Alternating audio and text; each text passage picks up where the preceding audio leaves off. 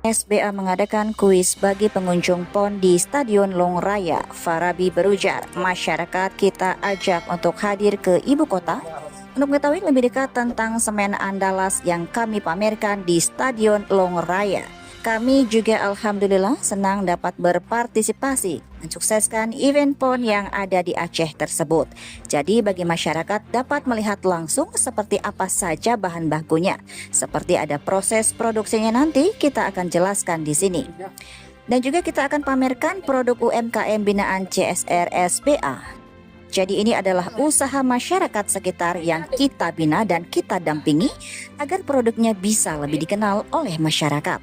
Juga ada poster-poster dari produk semen. Semen hijau yang diproduksi menggunakan material dan proses yang ramah lingkungan. Salah satu contohnya sudah menggunakan sistem sekam padi, yakni bahan bakar alternatif pengganti berupa batu bara. Batu bara digunakan untuk menggantikan pemakaian batu bara. Memang sekarang masih di angka 6 hingga 8%. Bahan bakar alternatif pengganti batu bara, gitu ya. Ini batu bara, kita gunakan ini sampai untuk menggantikan pemakaian batu bara. Memang sekarang masih di angka 6-8%.